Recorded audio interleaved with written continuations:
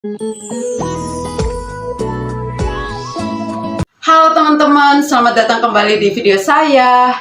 Saya mau berbagi informasi, saya mau sharing pengalaman saya selama mengikuti proses seleksi J2J Jerman. Khususnya di sini saya mau berbagi informasi tentang pengalaman saya mengikuti seleksi interview dengan pihak BA. Teman-teman, jadi waktu seleksi interview itu, karena kami interview pada saat itu di musim pandemi, jadi kami melakukan interview secara daring. Nah, di proses interview itu interviewernya hanya ada satu, tapi ada satu penerjemah. Jadi total di monitor itu ada 3 orang, yaitu interviewernya satu, ada penerjemahnya satu, dan satunya peserta yaitu saya. Nah, waktu itu kami interviewnya di BP2MI. Saya sendiri asal saya dari NTT, tapi kebetulan karena domisili saat ini sedang di Jakarta, jadi saya mengikuti seleksi ini. Saya mendaftar di BP2MI Jakarta. Makanya pada saat seleksi interview juga saya datang ke BP2MI Jakarta. Nah, jadi waktu itu kami jatah setiap peserta untuk interview itu 15 menit. Tapi saya waktu itu kayaknya tidak sampai 15 menit. Jadi, dan pertanyaan yang ditanyakan kepada saya waktu itu juga tidak terlalu banyak. Ya, jadi interview ini kita lakukan di dalam bahasa Indonesia. Karena di situ kan ada penerjemahnya. Memang interviewer itu berbicara dalam bahasa Inggris, tetapi kita sendiri menjawabnya di dalam bahasa Indonesia karena akan diterjemahkan oleh penerjemah, seperti itu ya. Ini untuk menjawab pertanyaan-pertanyaan teman-teman. Ada yang masuk di kolom komentar menanyakan interviewnya itu dalam bahasa Indonesia atau dalam bahasa Inggris. Jadi sebenarnya semua prosesnya dalam bahasa Indonesia ya, karena nanti dari BP2MI, dari pihak GIZ yang mengagensi kita, itu mereka akan siapkan fasilitas untuk penerjemah-penerjemah, termasuk untuk menerjemahkan berkas-berkas kita. Jadi tidak perlu khawatir teman-teman, tidak perlu khawatir karena nanti kita akan belajar bahasa Jerman, dan untuk kita bekerja di sana juga menggunakan bahasa Jerman. Jadi jangan pernah takut kalau misalkan tidak bisa berbahasa Inggris. Oke, sekarang masuk ke sharing pengalamannya ya. Jadi setelah kita memberikan salam dan memperkenalkan diri, waktu itu pertanyaan pertama yang diberikan interviewer atau yang ditanyakan interviewer kepada saya itu adalah pengalaman kerja saya. Jadi saya menjelaskan pengalaman kerja saya mulai dari awal tamat kuliah sampai dengan saat ini. Kebetulan saat ini saya masih bekerja ya, pada saat seleksi juga saya masih bekerja, jadi tetap saya jelaskan bahwa sampai dengan saat ini saya masih bekerja, saya bekerja di bagian ini, dan waktu itu saya juga sepertinya saya lupa ingat, tetapi sepertinya saya juga langsung menjelaskan jam-jam kerja kalau tidak salah waktu itu. Setelah saya menjawab pertanyaan itu, pertanyaan kedua yang ditanyakan ke saya adalah pertanyaan umum, pertanyaan klise seperti kita melamar pekerjaan-pekerjaan pada umumnya. Jadi saya ditanyakan kenapa mau bekerja di Jerman. Waktu itu saya menjawab bahwa memang ini merupakan mimpi dan cita-cita saya sejak lama untuk bisa bekerja di luar negeri. Saya bilang seperti itu waktu itu. Dan ya saya tambahkan sedikit keunggulan-keunggulan di Jerman.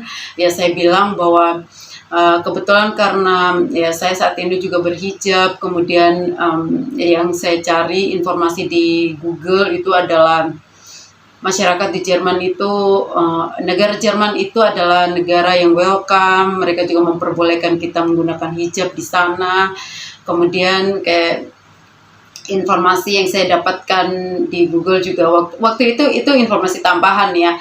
Memang saya waktu itu saya sebut sih, tapi intinya bahwa saya mau kasih tahu bahwa informasi yang saya dapatkan di Google itu, jadi Jerman itu masuk ke dalam 50 50 besar negara dengan penduduk muslim terbesar di dunia, seperti itu. Jadi itu hanya informasi tambahan yang menunjukkan bahwa kenapa saya tertarik untuk pergi dan bekerja di Jerman, seperti itu.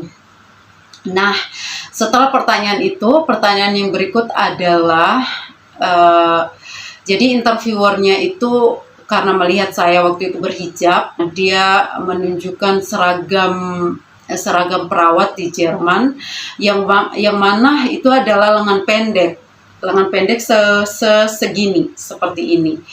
Dan dia tanyakan kepada saya, kamu mau tidak kalau nanti bekerja tidak menggunakan hijab karena seragamnya itu seperti ini. Dan saya jawab, saya siap, seperti itu ya.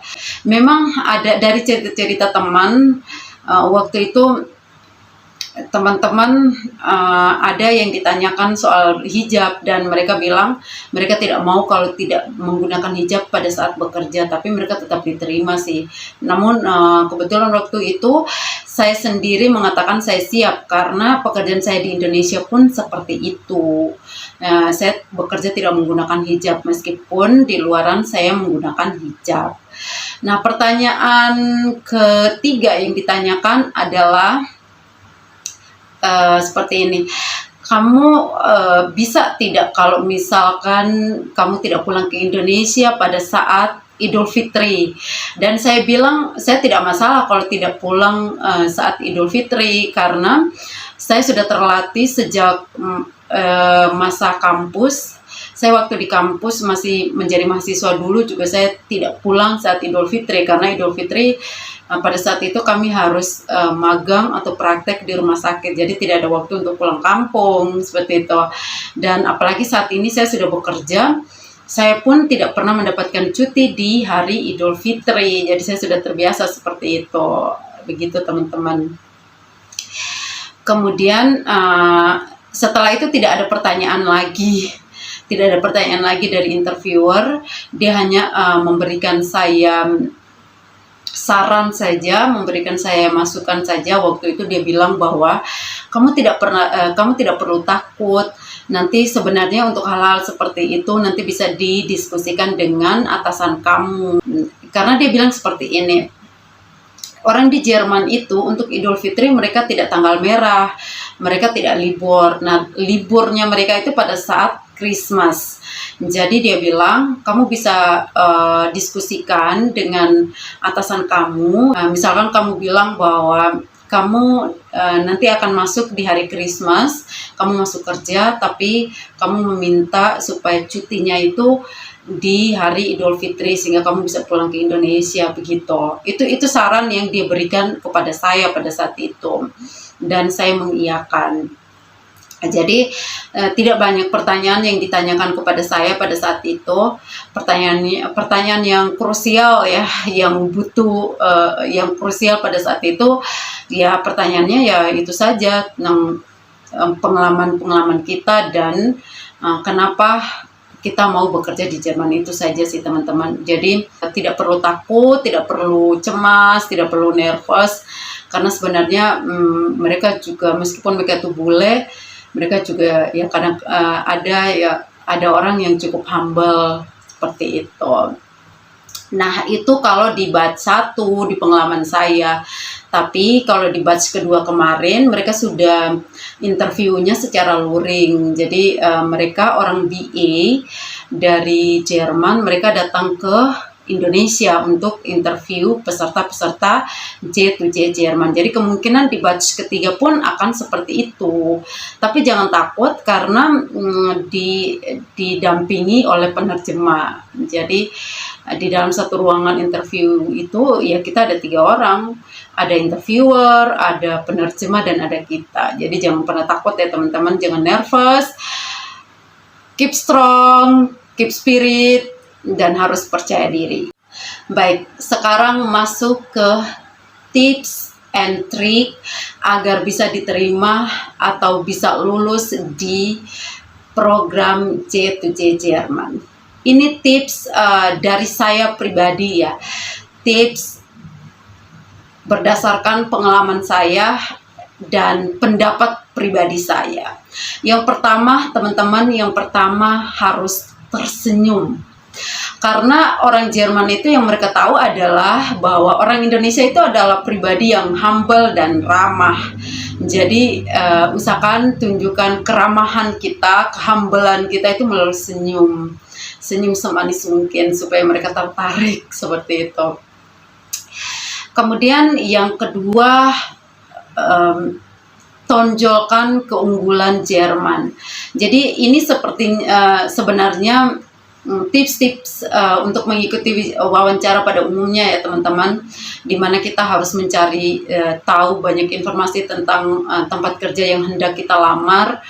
Jadi kita bisa mempresentasikannya itu dengan baik atau maksimal. Jadi maksud saya bahwa teman-teman mencari informasi di Google misalkan, di internet dan sebagainya tentang keunggulan-keunggulan Jerman ini, supaya pada saat misalkan kalian ditanya tentang kenapa kalian tertarik dengan Jerman atau kenapa kalian mau bekerja di Jerman, kalian bisa punya jawaban gitu. Dan usahakan di dalam menjawab pertanyaan itu, usahakan tonjolkan beberapa kelebihan atau keunggulan dari negara Jerman itu sendiri.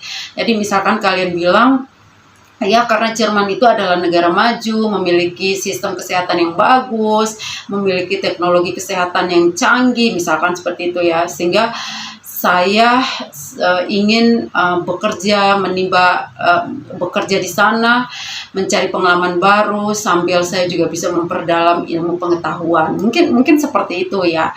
Jadi usahakan untuk tonjolkan keunggulan-keunggulan yang ada di Jerman supaya mereka tuh jelas mereka pasti akan senang gitu. Tips ketiga menurut pendapat saya atau versi saya itu adalah saya membahasakannya seperti ini, ikuti kemauan mereka. Maksud saya itu seperti ini teman-teman. Misalkan kalian ditanya bahwa kamu siap tidak untuk tidak berhijab ketika bekerja di Jerman? Saya menjawab siap. Kenapa saya jawab seperti itu ya? Menurut saya bahwa apa saja yang ditanyakan itu saya harus menjawab siap gitu. Karena ini berdasarkan pengalaman saya juga ya teman-teman. Ini sebenarnya begini teman-teman, orang Jerman itu karena saat ini mereka kekurangan tenaga produktif, mereka kekurangan usia produktif, karena memang angka fertilisasi mereka juga rendah. Mereka itu mengharapkan mereka merekrut kita datang ke sana, itu mereka mengharapkan kita bisa bekerja dalam jangka waktu yang lama. Kita bisa beradaptasi dan bertahan di sana, seperti itu. Jadi mereka itu benar-benar melihat, dan kita juga harus bisa meyakinkan mereka bahwa saya mampu nih bekerja dan beradaptasi di tempat kalian, di negara kalian, seperti itu. Jangan sampai mereka tidak yakin dengan kita, karena kita memberikan jawaban-jawaban yang membuat mereka itu tidak yakin dan tidak percaya. Akhirnya mereka bilang, menurut mereka bahwa kita itu tidak bisa beradaptasi dan bahkan tidak bisa survive di tempat mereka. Mereka tidak akan terima seperti itu. Dan ini berdasarkan pengalaman saya juga ya teman-teman. Ada teman saya, senior saya di tempat kerja saya nih teman-teman. Senior jauh di atas saya, memiliki pengalaman kerja yang sangat bagus. Pengalaman kerjanya itu di emergency, bahkan selama ini sudah bertahun-tahun di emergency. Jadi dia ditanya oleh interviewer, ditanya seperti ini, kamu nanti mau bekerja di mana jika sudah ada di Jerman? Karena gini, ada tergantung interviewernya, mereka ada pertanyaan, kadang-kadang mereka menanyakan kamu memilih bekerja di mana, karena mereka itu kan memiliki rumah sakit dan memiliki klinik, ada juga panti jompo, ada juga Gesundheitszentrum gitu. Gesundheitszentrum itu kalau di kita seperti puskesmas gitu ya teman-teman. Jadi sarana pelayanan kesehatan di Jerman juga ada berbagai macam gitu. Ada klinik, ada panti jompo, ada rumah sakit, ada Gesundheitszentrum dan sebagainya. Jadi, nah kembali lagi ke cerita teman saya tadi ya. Dia ditanya, kamu mau tidak bekerja di rumah sakit? Dia menjawab dia tidak mau. Lalu interviewernya bilang, sayang sekali kalau kamu tidak mau bekerja di rumah sakit karena kamu memiliki pengalaman kerja yang bagus gitu. Jadi sayang kalau kamu bekerja di tempat lain yang bukan rumah sakit. Dia tetap bertahan dan mempertahankan keinginannya bahwa dia mau di panti jompo. Akhirnya apa? Dia tidak lulus. Dia tidak diterima. Jadi teman-teman, kalau seperti itu mereka sudah bisa menilai bahwa ya orang ini dia tidak akan bisa bertahan nanti di negara kami seperti itu. Jadi teman-teman, kalau misalkan mereka ada pertanyaan seperti itu, ikuti saja teman-teman. Bilang saja siap, siap, siap, siap, ready, ready, ready, ready. Bilang seperti itu karena nih saya kasih tahu ya, untuk J2J Jerman sendiri itu prosesnya itu seperti ini. Setelah kita diterima sebagai peserta J2J Jerman, baru kita itu akan interview dengan employer atau dengan pemberi kerja untuk proses matchingnya seperti itu teman-teman. Jadi dan itu interview dengan pemberi kerja itu random, tergantung CV kita dan tergantung background atau latar belakang dari employer. Mereka mencari pekerja dengan latar belakang seperti apa. Misalkan ada rumah sakit yang mencari perawat dengan latar belakang ICU atau IGD. Nah, nanti mereka akan membaca CV kita dan mereka akan undang kita untuk datang ke interview mereka seperti itu. Jadi random teman-teman. Kita boleh misalkan di depan pada saat kita interview dengan BA kita mengatakan bahwa kita ingin bekerja di rumah sakit, belum tentu di dalam perjalanan kita akan mendapatkan employer di rumah sakit, belum tentu. Bisa jadi Anda itu diundang oleh klinik atau bisa jadi Anda itu diundang oleh panti jompo untuk interview seperti itu. Jadi tidak perlu khawatir atau tidak perlu menolak, jangan pernah menolak pertanyaan atau keinginan mereka di awal. Betul, karena Anda pun belum tahu ya, kita pun belum tahu kita itu nanti akan diinterview oleh employer yang mana gitu. Kemudian enaknya lagi yaitu pada saat kita dikirim undangan untuk interview dengan employer, kita itu akan ditanyai, kamu siap tidak atau kamu mau tidak menerima undangan untuk interview ini. Nah, kalau misalkan kita tidak berkehendak atau kita tidak berkeinginan untuk kerja di rumah sakit, kita maunya di panti jompo, sedangkan undangan itu dari rumah sakit, kita bisa membalas email bahwa maaf saya tidak mau, saya tidak bisa menerima undangan ini, dan Anda tidak akan dipaksa untuk tetap interview seperti itu. Jadi Anda akan diinterview jika Anda setuju untuk diinterview. Jadi jangan pernah menolak keinginan atau pertanyaan interviewer di depan seperti itu, karena Anda pun tidak tahu Anda akan diinterview dari pihak mana seperti itu dan dari negara bagian mana.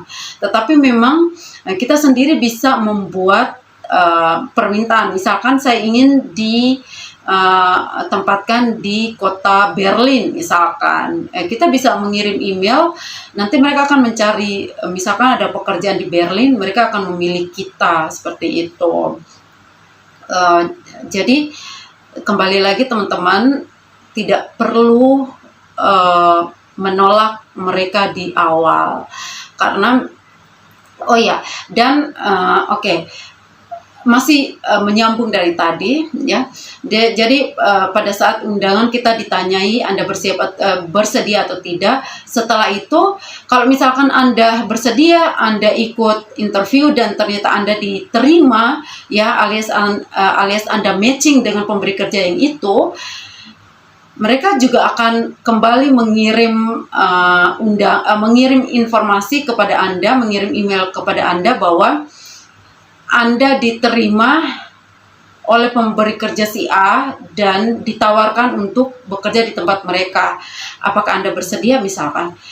Kalau misalkan setelah interview dan Anda berubah pikiran untuk sepertinya Anda tidak cocok dengan pemberi kerja yang itu, Anda juga tetap Anda juga masih bisa menolak gitu. Kalian masih bisa menolak. Kirimkan lagi email kepada mereka bahwa maaf, saya tidak bersedia atau saya menolak tawaran tersebut. Seperti itu. Jadi ini sangat fleksibel teman-teman. Makanya kenapa saya masukkan tips yang satu ini ke dalam beberapa tips yang mau saya bagikan kepada teman-teman sekalian gitu. Ini semua berdasarkan pengalaman pribadi saya gitu ya teman-teman. Jadi semua beberapa tips yang saya kasih ini itu adalah pendapat atau opini pribadi versi saya. Kemudian tips yang terakhir, yang keempat, yaitu berikan feedback. Berikan feedback yang saya maksudkan itu adalah teman-teman, kalian itu harus bertanya gitu. Misalkan setelah interview kan pasti kalian itu akan dikasih kesempatan untuk bertanya. Misalkan mereka akan bertanya, Anda punya pertanyaan? Setelah Anda bertanya, masih juga ditanya, masih ada pertanyaan seperti itu. Jadi jangan pernah menjawab saya tidak ada pertanyaan. Jangan menjawab seperti itu, karena itu kedengarannya seperti tidak seru, tidak asik, dan seperti tidak kredibel gitu teman-teman. Jadi kalau dikasih kesempatan untuk bertanya, tanya saja.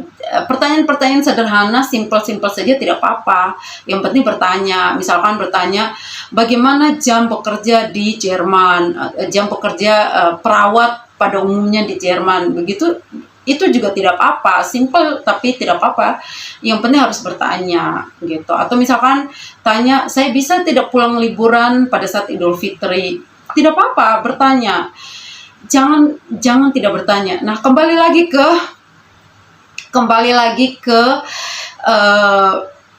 pengalaman pribadi saya juga teman-teman. Jadi ada teman-teman yang interview, kemudian pada saat dikasih kesempatan untuk bertanya, mereka tidak bertanya, mereka tidak memiliki pertanyaan ya, dan mereka tidak lulus seperti itu. Jadi bertanya teman-teman, dengan pertanyaan pribadi, dengan pertanyaan sederhana tidak apa-apa. Jadi saya sarankan bahwa sebelum datang untuk interview, kalian minimal konsepkan 1 atau 2 pertanyaan. Jadi kalian persiapkan memang.